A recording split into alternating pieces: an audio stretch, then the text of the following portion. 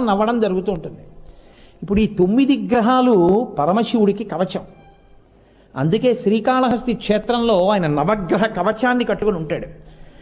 గ్రహాలే ఆయన కవచం అయితే కాళహస్తీశ్వరుణ్ణి పరమేశ్వరుణ్ణి నమ్ముకున్నవాడిని గ్రహాలు మాత్రం ఏం చేస్తాయండి? ఆయన జోలికి వెళ్ళలేవు. నమ శివాభ్యాం అశుభాపహాభ్యాం. పరమేశ్వరుణ్ణి నమ్ముకున్న వాడికి ఆపద రావలసి ఉన్నా పరమేశ్వరుడు ఆపద తీసి శుభాన్ని ఇవ్వగలడు. నాతో ఒకనకొకప్పుడు ఒక జ్యోతిష విద్వాంసుడు మాట్లాడుతూ అన్నాడు, నాకు ఒక జాతకం అర్థం కాలేదండి. ఆ జాతకం ప్రకారం చూస్తే ఆయన చాలా బాధలో ఉండాలి, ఆయన పరమ సంతోషంతో ఉన్నాడు. పట్టి పట్టి లెక్కలు కట్టాను, ఆయన చాలా బాధలో ఉండాలి, నాకు అర్థం కాలేదు. నేను ఆయన గురించి విచారణ చేశాను, ఆయన చాలా భక్తితో ఉండే మనిషి అని తేలింది.